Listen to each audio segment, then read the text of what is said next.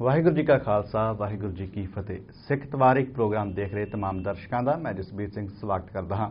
ਇਸ ਪ੍ਰੋਗਰਾਮ ਵਿੱਚ ਅਸੀਂ ਗੱਲ ਕਰਾਂਗੇ ਸਿੱਖ ਇਤਿਹਾਸ ਦੇ ਬਾਰੇ ਵਿੱਚ, ਜਿਸ ਦੀ ਸ਼ੁਰੂਆਤ ਕਰਾਂਗੇ ਬਾਬਾ ਬੰਦਾ ਸਿੰਘ ਬਹਾਦਰ ਜੀ ਦੇ ਜੀਵਨ ਤੋਂ।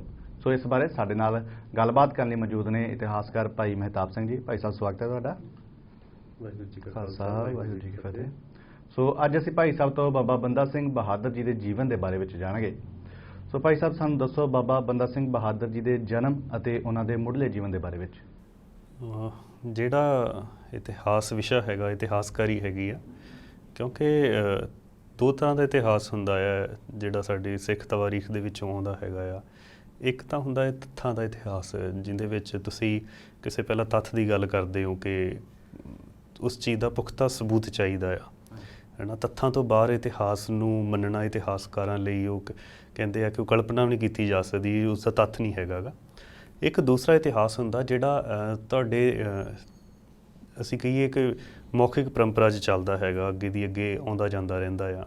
ਜਿਵੇਂ ਉਦਾਹਰਨ ਦੇ ਤੌਰ 'ਤੇ ਹਰਿੰਦਰ ਸਿੰਘ ਮਹਿਬੂਬ ਇਹਨਾਂ ਇਤਿਹਾਸਕਾਰਾਂ ਨੂੰ ਦੋ ਭਾਗਾਂ 'ਚ ਵੰਡਦੇ ਆ। ਇੱਕ ਨੂੰ ਤਾਂ ਉਹ ਕਹਿੰਦੇ ਆ ਕਿ ਇਹ ਤੱਥ ਪੂਜਕ ਇਤਿਹਾਸਕਾਰ ਨੇ, ਕਿ ਜੇ ਉਹਦਾ ਤੱਥ ਹੈ ਨਹੀਂ ਗਾ ਤਾਂ ਉਸ ਦੀ ਸੱਚਾਈ ਹੈ ਨਹੀਂ ਗੀ। ਜਿਵੇਂ ਉਦਾਹਰਨ ਦੇ ਤੌਰ ਦੇ ਉੱਤੇ ਕਿ ਹਰਿਮੰਦਰ ਸਾਹਿਬ ਦੀ ਨੀਂਹ ਸਾਈਂ ਮੀਆਂ ਮੀਰ ਜੀ ਨੇ ਰੱਖੀ ਆ, ਇਹਦਾ ਉਸ ਸਮੇਂ ਦਾ ਲਿਖਤੀ ਤੱਥ ਨਹੀਂ ਮਿਲਦਾ, ਹੈ ਨਾ। ਜੇ ਹੁਣ ਅਸੀਂ ਇੱਕ ਇਤਿਹਾਸਕਾਰ ਦੀ ਦ੍ਰਿਸ਼ਟੀ ਤੋਂ ਦੇਖੀਏ ਤਾਂ ਇਹ ਚੀਜ਼ ਤਾਂ ਮੰਨੀ ਨਹੀਂ ਜਾ ਸਕਦੀ। ਪਰ ਜਦੋਂ ਅਸੀਂ ਇਹ ਦੇਖਦੇ ਹਾਂ ਕਿ ਸਾਡੇ ਦਿਲਾਂ ਦੇ ਵਿੱਚ ਖੁਣਿਆ ਪਿਆ ਆ ਕਿ ਹਰਿਮੰਦਰ ਸਾਹਿਬ ਦੀ ਨੀਂਹ ਸਾਈਂ ਮੀਆਂ ਮੀਰ ਨੇ ਰੱਖੀ ਆ, ਉਸ ਦਾ ਤੱਥ ਹੋਵੇ ਨਾ ਹੋਵੇ, ਹੈ ਨਾ। ਜਾਂ ਉਦਾਹਰਨ ਦੇ ਤੌਰ ਦੇ ਉੱਤੇ ਪੀਰ ਬੁੱਧੂ ਸ਼ਾਹ ਦਾ ਜ਼ਿਕਰ ਬੰਦਾ ਬਹਾਦਰ ਉਹਨਾਂ ਦੇ ਇਤਿਹਾਸ 'ਚ ਵੀ ਆਉਣਾ ਆ, ਹੈ ਨਾ। ਪੀਰ ਬੁੱਧੂ ਸ਼ਾਹ ਦਾ ਲਿਖਤੀ ਰੈਫਰੈਂਸ ਨਹੀਂ ਮਿਲਦਾ ਗਾ ਕਿ ਉਹਨਾਂ ਨੂੰ ਕੇਸ ਜਾਂ ਕੰਘਾ ਦਿੱਤੇ ਆ, ਹੈ ਨਾ, ਪਰ ਉਹ ਕੇਸ ਕੰਘਾ ਵੀ ਹੈਗਾ ਆ, ਹੈ ਨਾ। ਇਸੇ ਲਈ ਜਦੋਂ ਅਸੀਂ ਇਤਿਹਾਸ ਨੂੰ ਦੇਖਾਂਗੇ ਤਾਂ ਅਸੀਂ ਇਸੇ ਦ੍ਰਿਸ਼ਟੀ 'ਚੋਂ ਦੇਖਾਂਗੇ ਕਿ ਇਹ ਇਤਿਹਾਸ ਸਫ਼ਰ ਕਿਵੇਂ ਕਰਦਾ ਹੈਗਾ, ਹੈ ਨਾ। ਉਹਦੇ 'ਚ ਤਰੀਕਾਂ ਜਾਂ ਤੱਥਾਂ ਤੋਂ ਪਰੇ ਵੀ ਇੱਕ ਇਤਿਹਾਸ ਹੁੰਦਾ ਹੈ ਜਿਹੜਾ ਲੋਕਾਂ ਦੇ ਦਿਲਾਂ ਦੇ ਵਿੱਚੋਂ ਸਫ਼ਰ ਕਰਦਾ ਆ। ਅਤੇ ਉਸੇ ਦੇ ਵਿੱਚ ਹੀ ਜਿਹੜਾ ਬੰਦਾ ਸਿੰਘ ਬਹਾਦਰ ਆ, ਗੁਰੂ ਸਾਹਿਬਾਨ ਨੇ ਜਿਹੜਾ 239 ਸਾਲ ਦਾ ਸਮਾਂ ਲਾਇਆ ਆ, ਉਸ 239 ਸਾਲ ਦੇ ਸਮੇਂ ਦੇ ਵਿੱਚ ਗੁਰੂ ਸਾਹਿਬ ਨੇ ਗੁਰਮੁਖ ਨੂੰ ਸਿਰਜਿਆ ਆ, ਹੈ ਨਾ। ਅਤੇ ਜਦੋਂ ਸਿੱਧ ਗੁਰੂ ਨਾਨਕ ਸਾਹਿਬ ਨੂੰ ਪੁੱਛਦੇ ਆ ਕਿ ਬਈ ਤੁਸੀਂ ਕੀ ਕਰਨਾ ਹੋ, ਹੈ ਨਾ, ਤੁਸੀਂ ਇਹ ਉਦਾਸੀਆਂ ਜਾਂ ਇਹ ਸਾਰਾ ਕੁਝ ਕਿਉਂ ਕਰ ਰਹੇ ਹੋ, ਤਾਂ ਗੁਰੂ ਸਾਹਿਬ ਇੱਕ ਸਪਸ਼ਟ ਜਵਾਬ ਦਿੰਦੇ ਆ ਕਿ ਗੁਰਮੁਖ ਖੋਜਤ ਭਏ ਉਦਾਸੀ, ਕਿ ਮੈਂ ਗੁਰਮੁਖ ਦੀ ਤਲਾਸ਼ 'ਚ ਹਾਂ ਅਤੇ ਮੈਨੂੰ ਗੁਰਮੁਖ ਚਾਹੀਦਾ ਆ। ਅਤੇ ਫਿਰ ਜਦੋਂ ਉਹ ਗੁਰਮੁਖ ਉਦਾਸੀਆਂ ਦੇ ਦੌਰਾਨ ਜਾਂ ਕਿਤੇ ਵੀ ਉਹਨਾਂ ਨੂੰ ਨਹੀਂ ਲੱਭਦਾ ਗਾ, ਹੈ ਨਾ, ਤਾਂ ਉਹ 239 ਸਾਲ ਲਗਾਉਂਦੇ ਆ ਉਸ ਗੁਰਮੁਖ ਨੂੰ ਪ੍ਰਗਟ ਕਰਦੇ ਆ ਖਾਲਸੇ ਦੇ ਰੂਪ ਦੇ ਵਿੱਚ। ਗੁਰੂ ਨੂੰ ਤਾਂ 10 ਰੂਪ ਲੱਗਦੇ ਆ, ਪਰ ਗੁਰਮੁਖ ਨੂੰ ਹਜ਼ਾਰਾਂ ਰੂਪ ਲੱਗਦੇ ਆ। ਗੁਰਮੁਖ ਗੁਰੂ ਦਾ ਵੀ ਬੇਮਿਸਾਲ ਰੂਪ ਆ। ਅਤੇ ਬੰਦਾ ਸਿੰਘ ਬਹਾਦਰ ਉਹੀ ਗੁਰਮੁਖ ਆ ਜਿਹਦੀ ਜਿਹੜੀ ਸ਼ੁਰੂਆਤ ਆ ਉਹ ਕਸ਼ਮੀਰ ਦਾ ਜਿਹੜਾ ਪੁੰਛ ਰਾਜੌਰੀ ਏਰੀਆ ਹੈਗਾ ਆ, ਉਸ ਜਗ੍ਹਾ ਦੇ ਉੱਤੇ ਇਹਦਾ ਜਨਮ ਹੁੰਦਾ ਆ। ਅਤੇ ਜਿਹੜਾ ਘਰਦਿਆਂ ਵੱਲੋਂ ਨਾਮ ਰੱਖਿਆ ਜਾਂਦਾ ਆ, ਉਹ ਨਾਮ ਰੱਖਿਆ ਜਾਂਦਾ ਆ ਮਾਧੋ ਦਾਸ ਬੈਰਾਗੀ, ਹੈ ਨਾ। ਵੈਸੇ ਨਾਮ ਜਿਹੜਾ ਮਾਧੋ ਦਾਸ ਬੈਰਾਗੀ ਦਾ ਨਾਮ ਬਾਅਦ ਦੇ ਵਿੱਚ ਰੱਖਿਆ ਗਿਆ, ਘਰਦਿਆਂ ਨੇ ਲਛਮਣ ਦਾਸ ਰੱਖਿਆ ਸੀ ਨਾਮ। ਅਤੇ ਇਸ ਦੇ ਵਿੱਚ ਕੀ ਹੈਗਾ ਕਿ ਬੰਦਾ ਸਿੰਘ ਬਹਾਦਰ ਦਾ ਜਿਹੜਾ ਜਨਮ ਆ ਉਹ ਰਾਜਪੂਤ ਘਰਾਣੇ 'ਚ ਹੁੰਦਾ ਆ।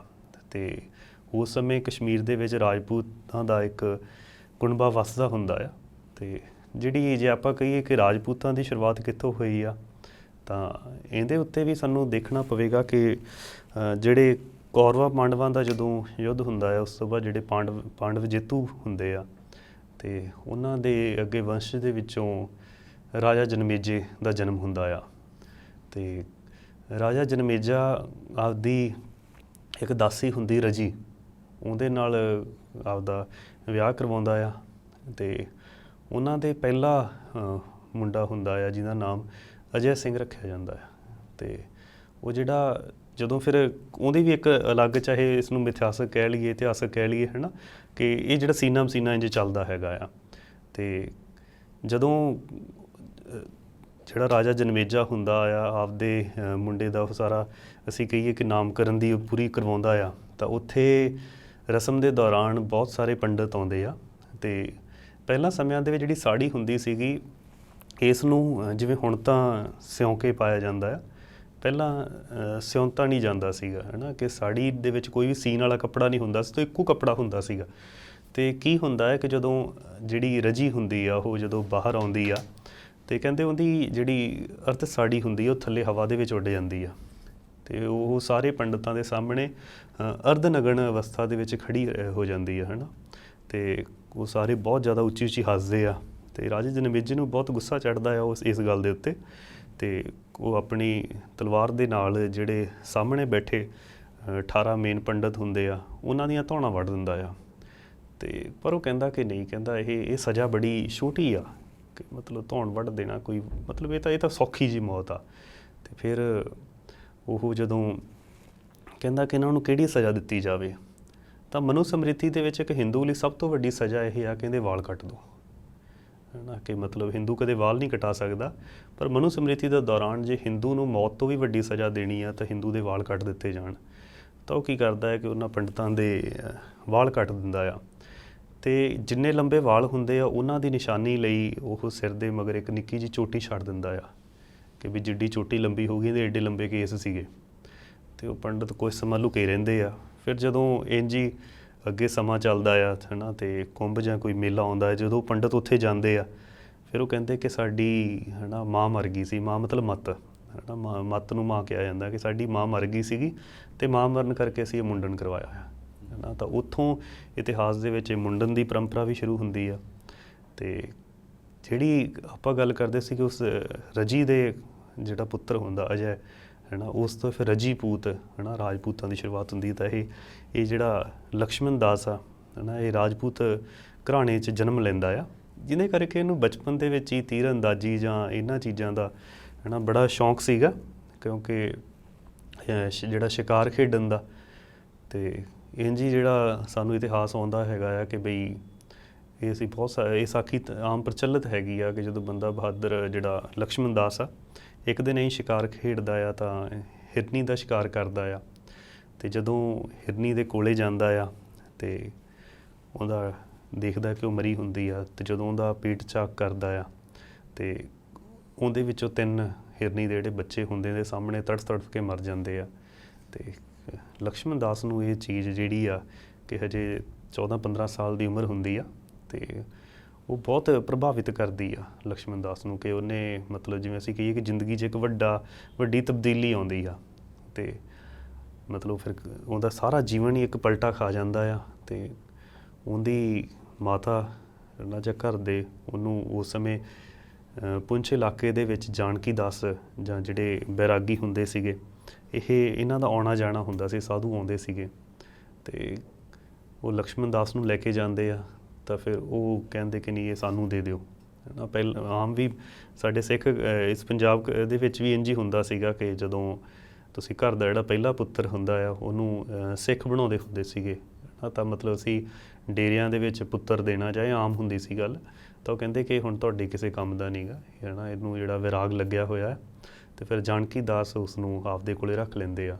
ਅਤੇ ਲਕਸ਼ਮਣ ਦਾਸ ਸਾਲਕੂ ਪਰ ਉਹਨਾਂ ਦੇ ਨਾਲ ਰਹਿੰਦਾ ਆ, ਅਤੇ ਇੰਝ ਹੀ ਲਕਸ਼ਮਣ ਦਾਸ ਜਾਨਕੀ ਦਾਸ ਦੇ ਨਾਲ ਮਿਲ ਕੇ ਲਾਹੌਰ ਦੇ ਇਲਾਕੇ ਦੇ ਵਿੱਚ ਆਉਂਦੇ ਆ, ਅਤੇ ਉੱਥੇ ਇਹਨਾਂ ਨੂੰ ਇੱਕ ਜਿਵੇਂ ਅਸੀਂ ਕਹੀਏ ਕਿ ਸੰਵਾਦ ਹੁੰਦਾ ਸੀਗਾ, ਜਿਵੇਂ ਦੋ ਸਾਧੂ ਆਪਸ ਵਿੱਚ ਸੰਵਾਦ ਕਰਦੇ ਆ। ਜਾਨਕੀ ਦਾਸ ਦਾ ਸੰਵਾਦ ਉੱਥੇ ਰਾਮਦਾਸ ਦੇ ਨਾਲ ਹੁੰਦਾ ਆ, ਜਿਹਨੂੰ ਸਮਰੱਥ ਰਾਮਦਾਸ ਵੀ ਕਿਹਾ ਜਾਂਦਾ ਆ, ਅਤੇ ਜਾਨਕੀ ਦਾਸ ਉੱਥੇ ਹਾਰ ਜਾਂਦਾ ਆ। ਅਤੇ ਫਿਰ ਲਕਸ਼ਮਣ ਦਾਸ ਨੂੰ ਲੱਗਦਾ ਹੈ ਕਿ ਜੇ ਮਤਲਬ ਜਿਹੜੀ ਚੀਜ਼ ਮੈਨੂੰ ਚਾਹੀਦੀ ਸੀਗੀ ਉਹ ਜਾਨਕੀ ਦਾਸ ਕੋਲੇ ਹੈ ਨਹੀਂ ਗੀ, ਅਤੇ ਉਹ ਇਸੇ ਤਰ੍ਹਾਂ ਫਿਰ ਰਾਮਦਾਸ ਕੋਲੇ ਚਲਾ ਜਾਂਦਾ ਆ। ਫਿਰ ਇੰਝ ਹੀ ਇਹ ਤੀਰਥਾਂ ਦੇ ਭਰਮਣ ਕਰਦਾ ਜਾਂਦਾ ਆ ਉਹਨਾਂ ਦੇ ਨਾਲ ਹੀ, ਅਤੇ ਅੰਤ ਇਹ ਪੰਚਵਟੀ ਦੇ ਸਥਾਨ ਜਿਹੜਾ ਦੱਖਣ ਵੱਲ, ਹੈ ਨਾ, ਉੱਥੇ ਪਹੁੰਚਦੇ ਆ। ਅਤੇ ਉੱਥੇ ਫਿਰ ਇਹ ਦੇਖਦੇ ਆ ਕਿ ਔਗੜ ਦਾਸ ਨਾਮ ਦਾ ਇੱਕ ਗੁਰੂ ਹੁੰਦਾ, ਉਸ ਨੂੰ ਧਾਰਨ ਕਰ ਲੈਂਦੇ ਆ। ਔਗੜ ਦਾਸ ਕੋਲ ਇੱਕ ਗ੍ਰੰਥ ਹੁੰਦਾ ਆ ਜਿਹਦੇ 'ਚ ਬਹੁਤ ਸਾਰੀਆਂ ਰਿਧੀਆਂ ਸਿੱਧੀਆਂ ਹੁੰਦੀਆਂ ਨੇ, ਅਤੇ ਲਕਸ਼ਮਣ ਦਾਸ ਉੱਥੋਂ ਰਿਧੀਆਂ ਸਿੱਧੀਆਂ ਤੋਂ ਪ੍ਰਭਾਵਿਤ ਹੁੰਦਾ ਆ, ਅਤੇ ਫਿਰ ਰਾਮਦਾਸ ਨੂੰ ਛੱਡ ਕੇ ਔਗੜਨਾਥ ਕੋਲੇ ਚਲਾ ਜਾਂਦਾ ਆ। ਮਤਲਬ ਇਹਦਾ ਜਿੰਨਾ ਵੀ ਸਮਾਂ ਰਿਹਾ ਆ ਇੱਕ ਅਸੀਂ ਕਹੀਏ ਕਿਸੇ ਵੱਡੇ ਦੀ ਤਲਾਸ਼ 'ਚ ਰਿਹਾ ਆ। ਇਤਿਹਾਸਕ ਸਰੋਤ ਇਹ ਵੀ ਹੈਗੇ ਆ ਕਿ ਕਿਉਂਕਿ ਜਿਹੜਾ ਰਾਮਦਾਸ ਆ ਸਮਰੱਥ ਰਾਮਦਾਸ ਇਹ ਗੁਰੂ ਹਰਗੋਬਿੰਦ ਸਾਹਿਬ ਪਾਤਸ਼ਾਹ ਨੂੰ ਵੀ ਮਿਲਿਆ ਆ, ਤੇ ਇੰਜ ਜਿਹੜੀ ਮਤਲਬ ਪਰੰਪਰਾ ਦੇ ਵਿੱਚ ਇਹ ਚੀਜ਼ ਵੀ ਆਉਂਦੀ ਆ ਕਿ ਗੁਰੂ ਘਰਾਣੇ ਤੋਂ ਇਸ ਨੂੰ ਜਾਣ ਪਛਾਣ ਸੀਗੀ, ਪਰ ਕਦੇ ਗੁਰੂ ਸਾਹਿਬ ਨਾਲ ਮੇਲ ਨਹੀਂ ਹੋਇਆ ਸੀਗਾ ਲਕਸ਼ਮਣ ਦਾਸ ਦਾ। ਤੇ ਪਰ ਹੁਣ ਇਹਦਾ ਜਿਹੜਾ ਨਾਮ ਸੀਗਾ ਜਾਨਕੀ ਦਾਸ ਮਾਧੋ ਦਾਸ ਬੈਰਾਗੀ ਰੱਖ ਦਿੰਦਾ ਆ, ਨਾਮ ਇਹਦਾ ਮਾਧੋ ਦਾਸ ਬੈਰਾਗੀ ਹੈ ਨਾ। ਅਤੇ ਇਹਦਾ ਵਾਰੀ ਨਾਮ ਬਦਲਦੇ ਜਾਂਦੇ ਆ। ਅਤੇ ਔਗੜਨਾਥ ਦੇ ਮਰਨ ਤੋਂ ਬਾਅਦ ਜਿਹੜਾ ਸਾਰਾ ਡੇਰਾ ਹੁੰਦਾ ਆ, ਹੈ ਨਾ, ਕਿਉਂਕਿ ਇੱਕ ਉਹਦੇ ਕੋਲ ਗ੍ਰੰਥ ਜਿਹੜਾ ਆਪਾਂ ਗੱਲ ਕੀਤੀ ਰਿੱਧੀਆਂ ਸਿੱਧੀਆਂ ਵਾਲਾ, ਉਹ ਗ੍ਰੰਥ ਇਹਨੂੰ ਮਿਲਦਾ ਆ। ਅਤੇ ਉਸ ਗ੍ਰੰਥ ਤੋਂ ਇਹ ਜਿਹੜਾ ਰਿੱਧੀਆਂ ਸਿੱਧੀਆਂ ਸਿੱਖਦਾ ਆ, ਅਤੇ ਉਸ ਡੇਰੇ ਦਾ ਇਹ ਅਸੀਂ ਕਹੀਏ ਕਿ ਖੁਦ ਮਾਲਕ ਬਣਦਾ ਆ। ਅਤੇ ਫਿਰ ਉਹਦੇ ਕਰਕੇ ਜਦੋਂ ਅਧਿਆਤਮਿਕ ਦੁਨੀਆ 'ਚ ਜਿਹੜਾ ਸਭ ਤੋਂ ਵੱਡਾ ਐਬ ਹੁੰਦਾ ਆ, ਹੈ ਨਾ, ਉਹ ਹੰਕਾਰ ਦਾ ਐਬ ਹੁੰਦਾ, ਹਉਮੈ ਦਾ ਐਬ ਹੁੰਦਾ ਹੈ। ਅਤੇ ਜਦੋਂ ਡੇਰੇ ਦਾ ਮੁਖੀ ਬਣਦਾ ਹੈ ਤਾਂ ਇਹਦੇ 'ਚ ਉਹੀ ਐਬ ਆ ਜਾਂਦਾ ਹੈ। ਮਤਲਬ ਇਹ ਪਹਿਲਾਂ ਤਾਂ ਜਿਵੇਂ ਅਸੀਂ ਕਹੀਏ ਕਿ ਤੀਰਾਂ ਨਾਲ, ਹੈ ਨਾ, ਸ਼ਿਕਾਰ ਕਰਦਾ ਆ, ਫਿਰ ਇਹ ਆਪਦੇ ਬਚਨਾਂ ਨਾਲ ਜਾਂ ਆਪਦੀਆਂ ਰਿੱਧੀਆਂ ਸਿੱਧੀਆਂ ਨਾਲ, ਹੈ ਨਾ, ਭੋਲੇ ਭਾਲੇ ਲੋਕਾਂ ਦਾ ਸ਼ਿਕਾਰ ਕਰਨ ਲੱਗਦਾ ਆ। ਅਤੇ ਉੱਥੇ ਦੀ ਪ੍ਰਤਿਸ਼ਠਾ ਬਹੁਤ ਵੱਧ ਜਾਂਦੀ ਆ, ਚੇਲੇ ਬਹੁਤ ਜ਼ਿਆਦਾ ਹੋ ਜਾਂਦੇ ਆ, ਹੈ ਨਾ। ਅਤੇ ਇਸ ਤਰ੍ਹਾਂ ਇਹ ਉੱਥੇ ਟਿਕ ਜਾਂਦਾ ਆ। ਅਤੇ ਫਿਰ ਉਸ ਤੋਂ ਬਾਅਦ ਜਿਹੜਾ ਗੁਰੂ ਸਾਹਿਬ ਉੱਥੋਂ ਜਾਂਦੇ ਆ ਜਦੋਂ ਇੱਥੋਂ ਦਮਦਮਾ ਸਾਹਿਬ ਤੋਂ, ਕਿਉਂਕਿ ਗੁਰੂ ਸਾਹਿਬ ਨੇ ਮਿਲਣਾ ਹੁੰਦਾ ਆ ਔਰੰਗਜ਼ੇਬ ਨੂੰ।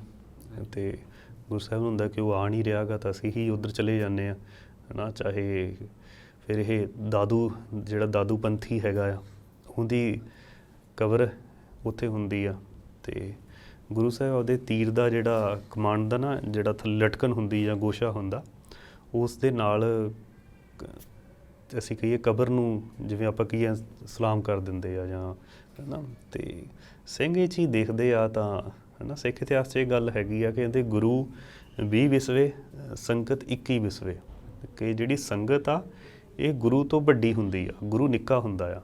ਅਤੇ ਫਿਰ ਸਿੰਘ ਇਕੱਠੇ ਹੋ ਕੇ ਗੁਰੂ ਸਾਹਿਬ ਨੂੰ ਕਹਿੰਦੇ ਕਿ ਤੁਸੀਂ ਸਾਨੂੰ ਇਹ ਚੀਜ਼ ਸਮਝਾਈ ਆ ਕਿ ਤੁਸੀਂ ਕਬਰਾਂ ਨੂੰ, ਹੈ ਨਾ, ਨਮਸਕਾਰ ਨਹੀਂ ਕਰਨਾ, ਮੱਥਾ ਨਹੀਂ ਟੇਕਣਾ, ਪਰ ਤੁਸੀਂ ਜਿਹੜੀ ਇਹ ਚੀਜ਼ ਕੀਤੀ ਹੈਗੀ ਆ, ਹੈ ਨਾ, ਤੁਸੀਂ ਕਬਰ ਨੂੰ ਨਮਸਕਾਰ ਕੀਤਾ। ਅਤੇ ਸਿੰਘ ਉੱਥੇ ਤਨਖਾਹ ਲਾਉਂਦੇ ਹੈਗੇ ਆ, ਹੈ ਨਾ, ਗੁਰੂ ਸਾਹਿਬ ਮਾਫੀ ਮੰਗਦੇ ਆ, ਹੈ ਨਾ। ਉਸ ਤੋਂ ਸਾਨੂੰ ਅੱਜ ਦੇ ਸਮੇਂ 'ਤੇ ਵੀ ਹੁੰਦਾ ਹੈ ਕਿ ਜਦੋਂ ਅਸੀਂ ਅੱਜ ਦੇਖਦੇ ਹਾਂ ਕਿ ਬਹੁਤ ਸਾਰੇ ਪ੍ਰਚਾਰਕ ਜਾਂ ਬਹੁਤ ਸਾਰੇ ਉਹ ਕਹਿੰਦੇ ਕਿ ਅਸੀਂ ਕਿਉਂ ਮਾਫੀ ਮੰਗੀਏ ਅਕਾਲ ਤਖਤ 'ਤੇ ਜਾ ਕੇ।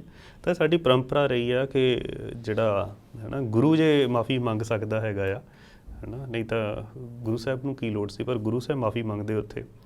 ਫਿਰ ਜਿਹੜਾ ਦਾਦੂ ਪੰਥੀ ਦੀ ਕਬਰ ਤੋਂ, ਹੈ ਨਾ, ਉਸ ਤੋਂ ਬਾਅਦ ਗੁਰੂ ਸਾਹਿਬ ਨੂੰ ਉੱਥੇ ਪਤਾ ਲੱਗਦਾ ਹੈਗਾ ਆ ਕਿ ਮਤਲਬ ਇੱਥੇ ਨੇੜੇ ਇੱਕ ਬਹੁਤ, ਜਿਵੇਂ ਅਸੀਂ ਕਹੀਏ ਲਕਸ਼ਮਣ ਦਾਸ ਜੋ ਪਹਿਲਾਂ ਸੀ ਮਾਧੋ ਦਾਸ ਬੈਰਾਗੀ ਦੇ ਨਾਮ ਦੇ ਉੱਤੇ, ਹੈ ਨਾ, ਉੱਥੇ ਇਹਦਾ ਡੇਰਾ ਹੈਗਾ ਆ। ਅਤੇ ਉਹ ਆਉਣ ਜਾਣ ਵਾਲਿਆਂ ਨੂੰ ਬਹੁਤ ਤੰਗ ਕਰਦਾ ਹੈਗਾ। ਅਤੇ ਗੁਰੂ ਸਾਹਿਬ ਕਹਿੰਦੇ ਕਿ ਨਹੀਂ, ਮੈਂ ਤਾਂ ਮਤਲਬ ਉਸੇ ਕੋਲ ਹੀ ਜਾਣਾ ਆ, ਹੈ ਨਾ। ਉਹ ਕਹਿੰਦੇ ਕਿ ਮਤਲਬ ਜਿਹੜਾ ਦਾਦੂ ਪੰਥੀ ਦਾ ਹੁਣ ਦਾ ਹੈੱਡ ਹੁੰਦਾ, ਉਹ ਰੋਕਦਾ ਗੁਰੂ ਸਾਹਿਬ ਨੂੰ ਕਿ ਗੁਰੂ ਸਾਹਿਬ ਉੱਧਰ ਨਾ ਜਾਓ, ਹੈ ਨਾ, ਕਿ ਉਹਦੇ ਕੋਲ ਬਹੁਤ ਰਿੱਧੀਆਂ ਸਿੱਧੀਆਂ ਨੇ, ਹੈ ਨਾ। ਉਹ ਆਪਦੇ ਪਲੰਘ ਦੇ ਉੱਤੇ ਬਿਠਾ ਕੇ, ਹੈ ਨਾ, ਪਲੰਘ ਪੁੱਠਾ ਕਰ ਦਿੰਦਾ ਆ। ਅਤੇ ਗੁਰੂ ਸਾਹਿਬ ਕਹਿੰਦੇ ਕਿ ਨਹੀਂ, ਕਿ ਮਤਲਬ ਕਿ ਹੁਣ ਇਸ ਸਮੇਂ ਜਿਹੜਾ ਹੈਗਾ ਮੈਨੂੰ, ਹੈ ਨਾ, ਜਿਹੜਾ ਪਲੰਘ ਜਾਂ ਤਖਤ ਪਲਟਾਉਣ ਵਾਲੇ ਲੋਕਾਂ ਦੀ ਹੀ ਲੋੜ ਆ। ਅਤੇ ਗੁਰੂ ਸਾਹਿਬ ਜਾਂਦੇ ਆ ਅਤੇ ਉੱਥੇ ਜਾ ਕੇ ਉਹਦਾ ਜਿਹੜਾ ਪਲੰਘ ਹੁੰਦਾ ਹੈ ਆਪ ਤਾਂ ਜਿਹੜਾ ਮਾਧੋ ਦਾਸ ਉੱਥੇ ਹੁੰਦਾ ਨਹੀਂ ਗਾ। ਅਤੇ ਗੁਰੂ ਸਾਹਿਬ ਫਿਰ ਉੱਥੇ ਜਾ ਕੇ ਸਿੱਧਾ ਪਲੰਘ 'ਤੇ ਬੈਠਦੇ ਆ। ਅਤੇ ਲਕਸ਼ਮਣ ਦਾਸ ਨੂੰ ਮਾਧੋ ਦਾਸ ਨੂੰ ਪਤਾ ਲੱਗਦਾ ਹੈ ਕਿ ਬਈ ਉਹ ਆ ਗਏ ਆ ਗੁਰੂ ਸਾਹਿਬ, ਮਤਲਬ ਉੱਥੇ ਕੋਈ ਆ ਕੇ ਸਿੱਧਾ ਉਹਨਾਂ 'ਤੇ ਬੈਠ ਗਿਆ ਆ। ਅਤੇ ਇਤਿਹਾਸ 'ਚ ਇਹ ਵੀ ਆਉਂਦਾ ਹੈ ਕਿ ਉੱਥੇ ਕੁਝ ਬੱਕਰੇ ਜਾਂ ਉਵੇਂ ਝਟਕਾਏ ਗਏ ਆ, ਹੈ ਨਾ। ਚਲੋ, ਅਤੇ ਉਹ ਜਦੋਂ ਗੁਰੂ ਸਾਹਿਬ ਕੋਲ ਆਉਂਦਾ ਆ ਮਾਧੋ ਦਾਸ, ਅਤੇ ਫਿਰ ਉਹ ਆ ਕੇ ਜਦੋਂ ਦੇਖਦਾ ਆ, ਹੈ ਨਾ, ਅਤੇ ਉਹ ਆਪਦਾ ਪੂਰਾ ਜ਼ੋਰ ਲਾਉਂਦਾ ਆ, ਹੈ ਨਾ, ਪਰ ਉਹਦਾ ਕੋਈ ਵੀ ਜ਼ੋਰ ਉੱਥੇ ਗੁਰੂ ਸਾਹਮਣੇ ਨਹੀਂ ਚੱਲਦਾ ਗਾ। ਅਤੇ ਗੁਰੂ ਸਾਹਿਬ ਨੂੰ ਜਦੋਂ ਮਤਲਬ ਜਿਹੜੀ ਅਸੀਂ ਕਹੀਏ ਆਮੋ ਸਾਹਮਣੇ ਸਵਾਲ ਜਵਾਬ ਹੁੰਦੇ ਆ, ਤਾਂ ਜਦੋਂ ਗੁਰੂ ਸਾਹਿਬ ਕਹਿੰਦੇ ਕਿ ਤੁਸੀਂ ਕੌਣ ਹੋ, ਹੈ ਨਾ, ਤਾਂ ਮਤਲਬ ਮਾਧੋ ਦਾਸ ਨੇ ਕਦੇ ਵੀ ਆਪਦਾ ਨਾਮ, ਜਿਵੇਂ ਅਸੀਂ ਕਹੀ ਉਹਦੇ ਨਾਮ ਬਦਲਦੇ ਰਹੇ ਆ, ਪਰ ਉਹ ਇੱਥੇ ਪਹਿਲੀ ਵਾਰੀ ਕਹਿੰਦਾ ਆ ਕਿ, ਹੈ ਨਾ, ਕਿ ਮੈਂ ਬੰਦਾ ਆ, ਹੈ ਨਾ। ਤਾਂ ਉੱਥੇ ਹੀ ਸ਼ਾਇਦ ਉਹਦਾ ਨਾਮ ਜਿਹੜਾ ਅਸੀਂ ਕਹੀਏ ਬੰਦਾ ਸਿੰਘ ਬਹਾਦਰ ਉੱਥੇ ਪ੍ਰਚਲਿਤ ਹੋਇਆ। ਪਰ ਇਤਿਹਾਸਕ ਸਰੋਤ ਇਹ ਕਹਿੰਦੇ ਆ ਕਿ ਜਦੋਂ ਗੁਰੂ ਸਾਹਿਬ ਨੇ ਉਹਨੂੰ ਆਪਦੇ ਨਾਲ ਰਲਾਇਆ ਆ, ਹੈ ਨਾ, ਜਾਂ ਉਹਨੂੰ ਅੰਮ੍ਰਿਤ ਛਕਾਇਆ, ਕਿਉਂਕਿ ਗੁਰੂ ਸਾਹਿਬ ਨੇ ਆਖਰੀ ਜਿਹੜਾ ਅੰਮ੍ਰਿਤ ਸੰਚਾਰ ਜਿੱਥੇ ਗੁਰੂ ਸਾਹਿਬ ਆਪ ਸ਼ਾਮਿਲ ਹੋਏ ਆ, ਉਹਦੇ ਵਿੱਚ ਬੰਦਾ ਸਿੰਘ ਬਹਾਦਰ ਆ, ਹੈ ਨਾ, ਬੰਦਾ ਸਿੰਘ ਬਹਾਦਰ ਨੂੰ ਛਕਾਇਆ ਗਿਆ ਆ।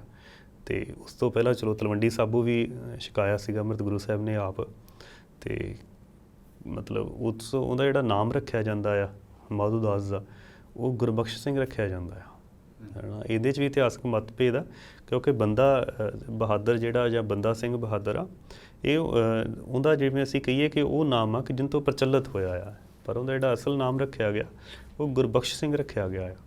ਅਤੇ ਫਿਰ ਉੱਥੇ ਮਤਲਬ ਜਿਹੜਾ ਸ਼ਸਤਰਾਂ ਦਾ ਉਹਨੇ ਤਿਆਗ ਕੀਤਾ ਹੁੰਦਾ ਆ, ਤਾਂ ਉਹ ਜਿਹੜਾ ਗੁਰੂ ਸਾਹਿਬ ਦਾ ਦਿਨਚਰਿਆ ਹੁੰਦਾ ਆ ਉਹਦੇ ਨਾਲ ਉਹ ਰਹਿੰਦਾ ਆ, ਅਤੇ ਉੱਥੇ ਦੇਖਦਾ ਆ ਕਿ ਕਿਵੇਂ ਮਤਲਬ ਸਾਰਾ ਅਸੀਂ ਕਹੀਏ ਕਿ ਬੱਚਿਆਂ ਨਾਲ ਕੀ ਹੋਇਆ ਆ, ਹੈ ਨਾ, ਜਾਂ ਗੁਰੂ ਅਰਜਨ ਸਾਹਿਬ ਨਾਲ ਕੀ ਹੋਇਆ, ਜਾਂ ਇਸ ਤਰ੍ਹਾਂ ਦਾ ਸਾਰਾ ਇਤਿਹਾਸ ਉਹ ਸੁਣਦਾ ਆ ਉੱਥੇ ਆਮ ਸਿੰਘਾਂ ਤੋਂ।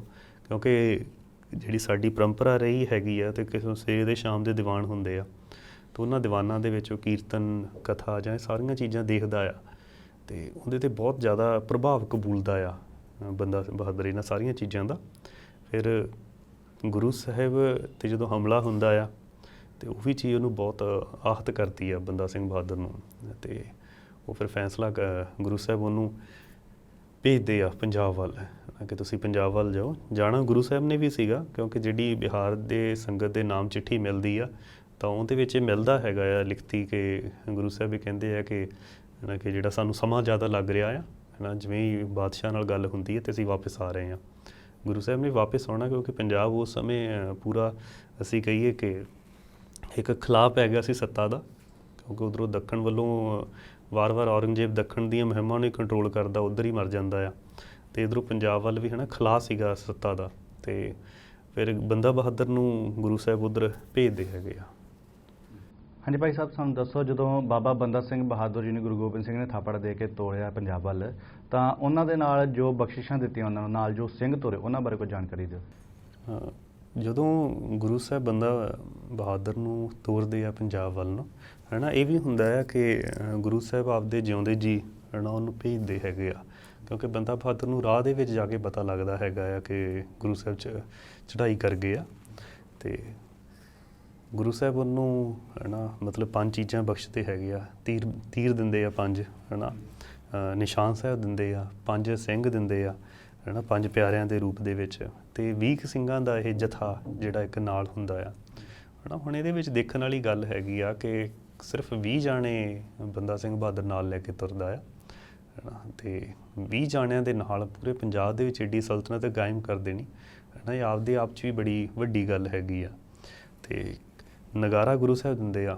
ਹੁਣ ਅੱਜ ਅਸੀਂ ਕਹੀਏ ਜਿਹੜਾ ਨਗਾਰਾ ਹੈਗਾ ਆ, ਨਗਾਰਾ ਗੁਰੂ ਘਰਾਂ ਦੇ ਵਿੱਚ ਰਹਿ ਨਹੀਂ ਗਿਆ ਗਾ। ਬਹੁਤ ਰੇਅਰ ਗੁਰੂ ਸਾਹਿਬ ਮਤਲਬ ਗੁਰੂ ਘਰ ਹੈਗੇ ਆ ਜਿੱਥੇ ਨਗਾਰਾ ਪਿਆ ਹੁੰਦਾ। ਨਗਾਰਾ ਰਾਜ ਦੀ ਨਿਸ਼ਾਨੀ ਆ ਕਿ ਤੁਹਾਡਾ ਆਪਦਾ ਰਾਜ ਆ। ਜਦੋਂ ਮਤਲਬ ਔਰੰਗਜ਼ੇਬ ਦਾ ਜਿਹੜਾ ਮੁੰਡਾ ਆ, ਜਿਹਦਾ ਨਾਮ ਬਾਅਦ 'ਚ ਜਾ ਕੇ ਬਹਾਦਰ ਸ਼ਾਹ ਵੀ ਪੈਂਦਾ, ਜਿਹਨੂੰ ਸ਼ਹਿਜ਼ਾਦਾ ਮੁਅੱਜ਼ਮ ਕਿਹਾ ਜਾਂਦਾ ਹੈ, ਕਹਿੰਦੇ ਜਦੋਂ ਕਾਬਲ ਦਾ ਗਵਰਨਰ ਬਣਿਆ ਜਾਂ ਕਾਬਲ ਉਹਨੇ ਫਤਿਹ ਕੀਤੀ ਤਾਂ ਉਹਨੇ ਨਗਾਰਾ ਵਜਾਇਆ, ਅਤੇ ਔਰੰਗਜ਼ੇਬ ਨੇ ਉਹਨੂੰ ਚਿੱਠੀ ਲਿਖ ਕੇ ਹੈ ਨਾ ਮਤਲਬ ਇਸ ਗੱਲ ਦੀ ਝਾੜ ਪਾਈ ਕਿ ਜੇ ਤੈਨੂੰ ਖੁਸ਼ੀ ਸੀਗੀ ਹੈ ਨਾ ਕਿ ਤੂੰ ਹੈ ਨਾ 2-4 ਢੋਲ ਵਜਾ ਲੈਂਦਾ, ਪਰ ਤੂੰ ਨਗਾਰਾ ਨਹੀਂ ਵਜਾ ਸਕਦਾ। ਅਤੇ ਜਿਹੜੀਆਂ ਚਿੱਠੀਆਂ ਪਹਾੜੀ ਰਾਜਿਆਂ ਵੱਲੋਂ ਮਤਲਬ ਪਹਿਲੀ ਚਿੱਠੀ ਜਾਂਦੀ ਆ ਗੁਰੂ ਸਾਹਿਬ ਦੇ, ਮਤਲਬ ਦੱਸਿਆ ਜਾਂਦਾ ਹੈ ਕਿ ਗੁਰੂ ਸਾਹਿਬ ਨੇ ਨਗਾਰਾ ਵਜਾਉਣ ਲੱਗ ਗਏ ਆ। ਨਗਾਰਾ ਰਾਜ ਦਾ ਪ੍ਰਤੀਕ ਆ, ਹੈ ਨਾ, ਅਤੇ ਸਿੰਘਾਂ ਕੋਲ ਸ਼ੁਰੂ ਤੋਂ ਹੀ ਜਿਹੜਾ ਨਗਾਰਾ ਰਿਹਾ ਆ, ਅਤੇ ਗੁਰੂ ਸਾਹਿਬ ਨੂੰ ਨਗਾਰਾ ਦੇ ਕੇ ਭੇਜਦੇ ਆ। ਨਗਾਰਾ ਇੱਕ ਰਾਜ ਦੀ ਨਿਸ਼ਾਨੀ ਆ, ਹੈ ਨਾ। ਇੱਥੇ ਇੱਕ ਇਹ ਵੀ ਗੱਲ ਮੈਨੂੰ ਹੈ ਨਾ ਡਾਕਟਰ ਗੁਰਤਰਨ ਸਿੰਘ ਹੁਣਾਂ ਦੀ YouTube ਦੇ ਉੱਤੇ ਵੀਡੀਓ ਵੀ ਹੈਗੀ ਆ। ਉਹ ਕਹਿੰਦੇ ਕਿ ਮਤਲਬ ਮੈਨੂੰ ਉਸ ਗੱਲ ਤੋਂ ਯਾਦ ਆ ਗਈ ਜਿਹੜੀਆਂ ਚਿੱਠੀਆਂ ਅਸੀਂ ਕਹਿੰਦੇ ਪਹਾੜੀ ਰਾਜਿਆਂ ਦੀਆਂ, ਹੈ ਨਾ, 1966 ਦੀ ਗੱਲ ਹੋਵੇਗੀ। ਉਹ ਦੱਸਦੇ ਆਪਦੀ ਵਾਰਤਾ ਦੇ ਵਿੱਚ ਕਹਿੰਦੇ ਮੈਨੂੰ 1966 'ਚ ਹਰਿੰਦਰ ਸਿੰਘ ਮਹਿਬੂਬ ਅਤੇ ਨਾਟਕਕਾਰ ਗੁਰਦਿਆਲ ਸਿੰਘ ਅਤੇ ਡਾਕਟਰ ਗੁਰਤਰਨ ਖੜ੍ਹੇ ਸੀਗੇ ਨਾ, ਅਤੇ ਉਹ ਕਹਿੰਦੇ ਕਿ ਉਸ ਸਮੇਂ ਹਰਿੰਦਰ ਸਿੰਘ ਮਹਿਬੂਬ ਨੇ ਕਹਿਤਾ ਸੀ, ਕਹਿੰਦੇ ਹਰਿਮੰਦਰ ਸਾਹਿਬ 'ਤੇ ਹਮਲਾ ਹੋਵੇਗਾ 1966 ਦੇ ਵਿੱਚ। ਅਤੇ ਉਹ ਕਹਿੰਦੇ ਸਾਡੇ ਲਈ ਇਹ ਬੜੀ ਮਤਲਬ ਹੈਰਾਨੀਜਨਕ ਗੱਲ ਸੀਗੀ ਕਿ ਤੁਸੀਂ ਐਂ ਕਿਵੇਂ ਕਹਿ ਸਕਦੇ ਹੋ, ਹੈ ਨਾ। ਤਾਂ ਉਹ ਕਹਿੰਦੇ ਕਿ ਬਈ ਮੈਂ ਉਹ ਚਿੱਠੀਆਂ ਪੜ੍ਹੀਆਂ ਆ, ਹੈ ਨਾ, ਕਿ ਉਹ 150 ਤੋਂ ਜ਼ਿਆਦਾ ਚਿੱਠੀਆਂ ਨੇ ਜਿਹੜੀਆਂ ਔਰੰਗਜ਼ੇਬ ਨੂੰ ਭੇਜੀਆਂ ਗਈਆਂ, ਹੈ ਨਾ, ਕਿ ਉਹ ਚਿੱਠੀਆਂ ਦੇ ਵਿੱਚ ਬੜੀ ਨਫ਼ਰਤ ਆ, ਅਤੇ ਮਤਲਬ ਹੁਣ ਇਹਨਾਂ ਕੋਲ ਰਾਜ ਆਇਆ ਆ, ਅਤੇ ਉਹ ਜਿਹੜੀ ਨਫ਼ਰਤ ਆ ਹੁਣ ਉਜਾਗਰ ਹੋਵੇਗੀ।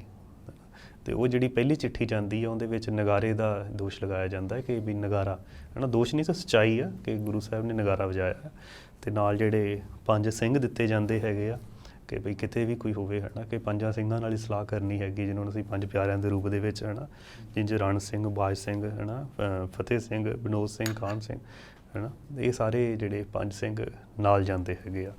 ਅਤੇ ਬੰਦਾ ਬਹਾਦਰ ਜਿਹੜਾ ਪਹਿਲਾ ਟਿਕਾ ਕਰਦਾ ਆ, ਉਹਦਾ ਟਿਕਾਣਾ ਕਰਦਾ ਆ, ਉਹ ਦਿੱਲੀ ਦੇ ਕੋਲੇ ਕਰਨਾਲ ਦੇ ਇਲਾਕੇ ਦੇ ਵਿੱਚ ਹੈ ਨਾ, ਸੇਰੀ ਖੰਡਾ, ਉੱਥੇ ਟਿਕਾ ਕਰਦਾ ਆ। ਫਿਰ ਗੁਰੂ ਸਾਹਿਬ ਨੇ ਜਿੱਥੇ ਤੇ ਉਹਨਾਂ ਨੂੰ ਦੱਸਿਆ ਹੁੰਦਾ ਆ, ਅਤੇ ਦੂਰ ਦੂਰ ਜਿੱਥੇ ਸਿੰਘ ਵੱਸਦੇ ਆ ਉਹਨਾਂ ਨੂੰ ਉਹ ਚਿੱਠੀਆਂ ਜਾਂ ਹੁਕਮਨਾਮੇ ਲਿਖ ਕੇ ਭੇਜਦਾ ਆ।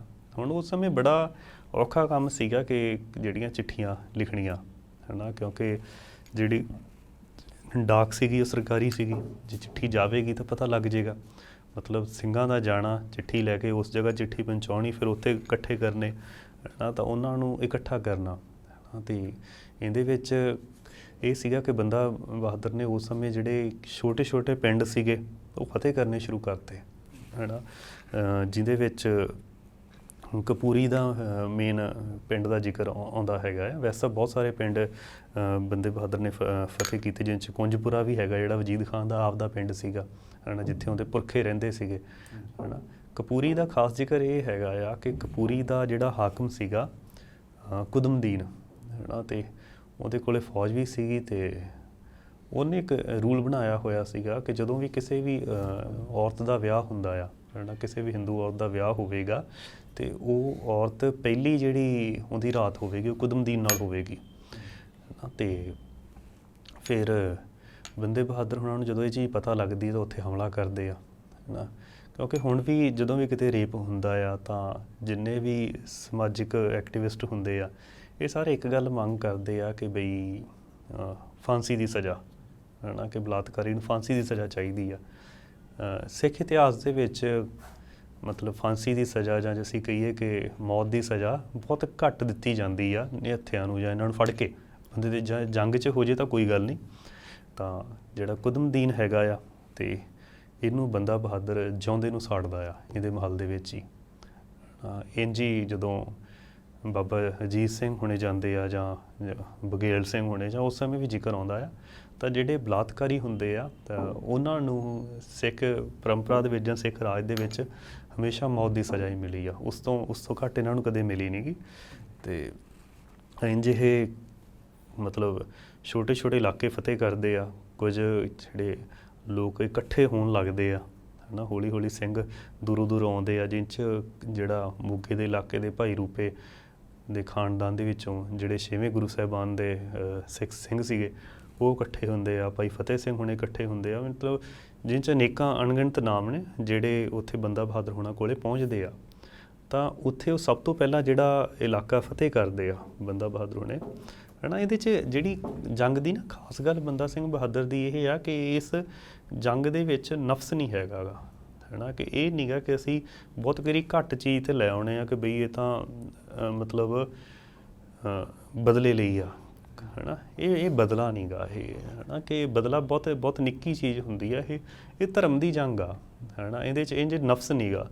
ਨਫਸ ਕੀ ਹੁੰਦਾ ਆ ਕਿ ਜਿਹੜਾ ਮਨ ਦਾ ਮਾੜਾ ਭਾਗ ਆ ਉਸ ਨੂੰ ਨਫਸ ਕਿਹਾ ਜਾਂਦਾ ਆ। ਅਤੇ ਜਿਵੇਂ ਨਾ ਮੈਨੂੰ ਇਸਲਾਮ 'ਚ ਖਲੀਫਾ ਹੋਏ ਆ ਹਜ਼ਰਤ ਅਲੀ ਹੈ ਨਾ, ਮੁਹੰਮਦ ਸਾਹਿਬ ਦੇ ਜਵਾਈ ਆ। ਅਤੇ ਕਿਸੇ ਜੰਗ ਦੇ ਦੌਰਾਨ ਕੀ ਹੁੰਦਾ ਆ ਕਿ ਮਤਲਬ ਹਜ਼ਰਤ ਅਲੀ ਲੜ ਰਹੇ ਹੁੰਦੇ ਆ, ਅਤੇ ਉਹਨਾਂ ਦਾ ਜਿਹੜਾ ਦੁਸ਼ਮਣ ਜਮਾਂ ਸਾਹਮਣੇ ਹੁੰਦਾ ਆ, ਅਤੇ ਹਜ਼ਰਤ ਅਲੀ ਆਪਣੀ ਕਿਰਪਾਨ ਕੱਢ ਕੇ ਨਾ ਉਹਨੂੰ ਮਾਰਨ ਲੱਗਦੇ ਆ। ਅਤੇ ਉਹ ਕੀ ਕਰਦਾ ਆ, ਜਿਹੜਾ ਉਹਨਾਂ ਦਾ ਦੁਸ਼ਮਣ ਹੁੰਦਾ ਉਹ ਹਜ਼ਰਤ ਅਲੀ ਦੇ ਮੂੰਹ 'ਤੇ ਥੁੱਕ ਦਿੰਦਾ ਆ।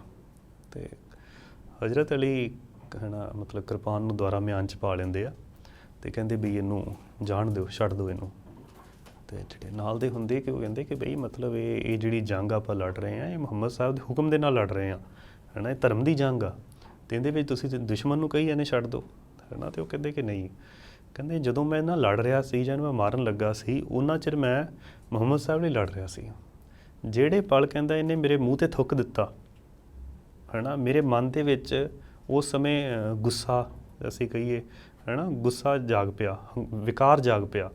ਹੁਣ ਜੇ ਮੈਂ ਮਾਰਾਂਗਾ ਤਾਂ ਮੈਂ ਇਸ ਲਈ ਨਹੀਂ ਮਾਰਾਂਗਾ ਕਿ ਮੈਂ ਮੁਹੰਮਦ ਸਾਹਿਬ ਲਈ ਲੜ ਰਿਹਾ, ਹੁਣ ਇਹਨੂੰ ਮੈਂ ਇਸ ਤੁੱਕੇ ਲਈ ਮਾਰਾਂਗਾ ਹੈ ਨਾ। ਅਤੇ ਇਸ ਲਈ ਇਹਨੂੰ ਜਾਣ ਦਿਓ। ਇਸ ਲਈ ਜਿਹੜੇ ਧਰਮੀ ਲੋਕ ਹੁੰਦੇ ਆ ਉਹਨਾਂ ਦੀਆਂ ਜਿਹੜੀਆਂ ਜੰਗਾਂ ਹੁੰਦੀਆਂ ਨੇ ਉਹ ਹਮੇਸ਼ਾ ਧਰਮ ਯੁੱਧ ਹੁੰਦੇ ਆ ਹੈ ਨਾ। ਅਤੇ ਇਹ ਬਹੁਤ ਜਿਹੜਾ ਅਸੀਂ ਕਹੀਏ ਕਿ ਉਹ ਕਿਸੇ ਉਹਨੂੰ ਨਿੱਕੇ ਆਸ਼ੇ 'ਤੇ ਨਹੀਂ ਲਿਆ ਕੇ ਦੇਖਿਆ ਜਾ ਸਕਦਾ ਗਾ ਕਿ ਬਈ ਇਹਨਾਂ ਦਾ ਬਦਲਾ ਲਿਆ ਹੈਗਾ ਆ ਸਾਹਿਬਜ਼ਾਦਿਆਂ ਦਾ। ਜੇ ਸਾਹਿਬਜ਼ਾਦਿਆਂ ਦੇ ਬਦਲੇ ਦੀ ਗੱਲ ਹੁੰਦੀ ਤਾਂ ਸਰਹੰਦ ਫਤਿਹ ਤੋਂ ਬਾਅਦ ਤਾਂ ਸਾਰੀ ਗੱਲ ਫਤਿਹ ਹੋ ਗਈ ਸੀਗੀ।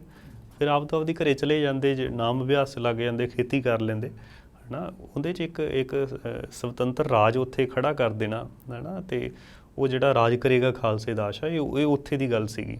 ਫਿਰ ਸਭ ਤੋਂ ਪਹਿਲਾਂ ਸਮਾਣੇ ਹਮਲਾ ਕੀਤਾ ਜਾਂਦਾ ਆ। ਹੁਣ ਸਮਾਣੇ ਕੀ ਸੀਗਾ ਕਿ ਸਮਾਣਾ ਜਿਹੜਾ ਸੀ ਉੱਥੇ ਸੈਯਦ ਮੁਸਲਮਾਨ ਬਹੁਤ ਜ਼ਿਆਦਾ ਰਹਿੰਦੇ ਸੀਗੇ ਹੈ ਨਾ, ਅਤੇ ਸੈਯਦ ਮੁਸਲਮਾਨ ਆਪਦੇ ਆਪ ਨੂੰ ਜਿਹੜੀ ਬੀਬੀ ਫਾਤਿਮਾ ਮੁਹੰਮਦ ਸਾਹਿਬ ਦੀ ਬੇਟੀ ਆ, ਉਹਦੇ ਵੰਸ਼ਜ ਦੱਸਦੇ ਆ ਹੈ ਨਾ, ਉਹਨਾਂ ਦੇ ਵੰਸ਼ ਆਉਂਦੇ ਆ। ਅਤੇ ਜਿਵੇਂ ਇਹ ਕਹੀਏ ਕਿ ਇਹ ਜਿਹੜੇ ਧਰਮ ਲਈ ਜਿਹੜੇ ਖਾਸ ਕਸਾਈ ਚੁਣੇ ਜਾਂਦੇ ਆ, ਉਹ ਇਹ ਹੁੰਦੇ ਆ ਕਿ ਤੁਸੀਂ ਲਾ ਲਓ ਗੁਰੂ ਤੇਗ ਬਹਾਦਰ ਸਾਹਿਬ ਜਾਂ ਜਿੰਨੇ ਵੀ ਭਾਈ ਮਤਲਬ ਸਾਡੇ ਛੋਟੇ ਸਾਹਿਬਜ਼ਾਦੇ ਹੈ ਨਾ, ਜਾਂ ਜਿਨ੍ਹਾਂ ਨੂੰ ਵੀ ਸ਼ਹਾਦਤਾਂ ਮਿਲੀਆਂ ਨੇ, ਉਹ ਸੈਯਦ ਦੇ ਹੱਥੋਂ ਮਿਲੀ। ਕਿਉਂਕਿ ਸੈਯਦ ਦੀ ਖਾਸ ਗੱਲ ਕੀ ਹੁੰਦੀ ਆ ਕਿ ਮਰਨ ਤੋਂ ਪਹਿਲਾਂ ਹੈ ਨਾ, ਜੇ ਉਹ ਮਰਨ ਵਾਲੇ ਨੂੰ ਇਹ ਅਸੀਂ ਕਹੀਏ ਕਲਮਾ ਪੜ੍ਹਾ ਕੇ ਇਸਲਾਮ 'ਚ ਲਿਆ ਸਕਦਾ ਆ ਹੈ ਨਾ। ਜਿਵੇਂ ਜਾਂ ਬਾਦਸ਼ਾਹ ਦਾ ਹਮੇਸ਼ਾ ਜਿਹੜਾ ਮਤਲਬ ਅਸੀਂ ਕਹੀਏ ਕਿ ਹਾਥੀ ਦੇ ਅੱਗੇ ਜਿਹੜਾ ਬੈਠਦਾ ਆ ਮੁਹਾਵਤ ਹੁੰਦਾ, ਹਮੇਸ਼ਾ ਸੈਯਦ ਹੁੰਦਾ ਹੈ, ਕਿਉਂਕਿ ਸੈਯਦ ਕੋਲ ਹੀ ਹੱਕ ਆ ਕਿ ਬਾਦਸ਼ਾਹ ਨੂੰ ਪਿੱਠ ਕਰਕੇ ਬੈਠ ਸਕਦਾ ਹੈ ਨਾ। ਤਾਂ ਸੈਯਦ ਥੋੜ੍ਹੀ ਜਿਹੜੇ ਉੱਚੇ ਹੁੰਦੇ ਆ, ਅਤੇ ਪੀਰ ਬੁੱਧੂ ਸ਼ਾਹ ਵੀ ਸੈਯਦ ਹੀ ਸਨ ਹੈ ਨਾ। ਅਤੇ ਚਲੋ ਪੀਰ ਬੁੱਧੂ ਸ਼ਾਹ 'ਤੇ ਆਪਾਂ ਸੰਢੋਰੇ ਵੇਲੇ ਆਵਾਂਗੇ। ਅਤੇ ਜਿਹੜਾ ਸਮਾਣੇ ਸੀਗਾ ਕਿ ਇੱਥੇ ਗੁਰੂ ਤੇਗ ਬਹਾਦਰ ਸਾਹਿਬ ਨੂੰ ਸ਼ਹੀਦ ਕਰਨ ਵਾਲਾ ਜਿਹੜਾ ਜਲਾਸ ਸੀਗਾ ਹੈ ਨਾ, ਸੈਯਦ ਜਲਾਲੂਦੀਨ, ਉਹ ਉੱਥੋਂ ਦਾ ਹੀ ਸੀਗਾ ਹੈ ਨਾ। ਅਤੇ ਸ਼ਾਸ਼ਲ ਬੇਗ, ਬਾਸ਼ਲ ਬੇਗ ਜਿਨ੍ਹਾਂ ਨੇ ਸਾਹਿਬਜ਼ਾਦਿਆਂ ਨੂੰ ਸ਼ਹੀਦ ਕੀਤਾ ਸੀ, ਉਹ ਵੀ ਉੱਥੋਂ ਦੇ ਸੀਗੇ। ਅਤੇ ਇੱਥੇ ਕਹਿੰਦੇ 22 ਜਿਹੜੀਆਂ ਮਤਲਬ ਗੱਦੀਆਂ ਸੀਗੀਆਂ ਸੈਯਦਾਂ ਦੇ ਵੱਡੀਆਂ, ਨੂੰ ਅਸੀਂ ਅੱਜ ਦੇ ਸਮੇਂ 'ਚ ਇਹ ਕਹਿ ਲਈਏ ਕਿ ਜਿਨ੍ਹਾਂ ਨੂੰ ਸਿਕਿਉਰਿਟੀ ਮਿਲੀ ਹੋਈ ਸੀ ਸਰਕਾਰ ਵੱਲੋਂ ਹੈ ਨਾ, ਕਿ ਅਮੀਰ ਬਹੁਤ ਜ਼ਿਆਦਾ ਸੀਗੇ। ਅਤੇ ਬੰਦਾ ਸਿੰਘ ਬਹਾਦਰ ਸਭ ਤੋਂ ਪਹਿਲਾਂ ਜਿਹੜਾ ਹਮਲਾ ਕਰਦੇ ਉਹ ਸਮਾਣੇ ਕਰਦੇ ਆ ਹੈ ਨਾ, ਕਿਉਂਕਿ ਸਮਾਣਾ ਇਸ ਤਰੀਕੇ ਨਾਲ ਬਣਿਆ ਹੋਇਆ ਸੀਗਾ ਕਿ ਬਾਹਰ ਦੀਵਾਰ ਸੀਗੀ ਹੈ ਨਾ, ਬਹੁਤ ਉੱਚੀ, ਅਤੇ ਉਹਦੇ ਅੰਦਰ ਜਿਹੜੇ ਇਹ ਅਮੀਰ ਲੋਕ ਸੀਗੇ, ਇਹਨਾਂ ਦੇ ਨਿੱਕੇ ਨਿੱਕੇ ਗੜੀਆਂ ਟਾਈਪ ਕਿਲੇ ਸੀਗੇ। ਅਤੇ ਬੰਦਾ ਬਹਾਦਰ ਉਹਨਾਂ ਨੂੰ ਫਤਿਹ ਕਰਦਾ ਆ ਹੈ ਨਾ। ਅਤੇ ਜਿਵੇਂ ਅੰਮ੍ਰਿਤ ਵੇਲੇ ਹਮਲਾ ਕਰਦਾ ਹੈ, ਤਾਂ ਉਸ ਸਮੇਂ ਬੰਦੇ ਬਹਾਦਰ ਦੇ ਨਾਲ ਬਹੁਤ ਸਾਰੇ ਜਿਹੜੇ ਉਹਨਾਂ ਸੈਯਦਾਂ ਤੋਂ ਤੰਗ ਸੀਗੇ, ਕਿਉਂਕਿ ਉਸ ਸਮੇਂ ਜਿਹੜੀ ਜ਼ਮੀਨ ਸੀਗੀ ਉਹ ਇਹਨਾਂ ਕੋਲੇ ਹੁੰਦੀ ਸੀਗੀ। ਇਹ ਲੋਕਾਂ ਨੂੰ ਜਿਵੇਂ ਅਸੀਂ ਕਿ ਲਈ ਠੇਕੇ 'ਤੇ ਲਾ ਲਓ, ਜਾਂ ਵਾਹੁਣ ਦੇ ਪੈਸੇ ਜਾਂ ਵਾਹੁਣ ਦਾ ਕੁਝ ਹਿੱਸਾ ਦੇ ਦਿੰਦੇ ਸੀਗੇ ਹੈ ਨਾ, ਜਿਹੜੇ ਜ਼ਮੀਨ ਦੇ ਮਾਲਕ ਨਹੀਂ ਸੀਗੇ।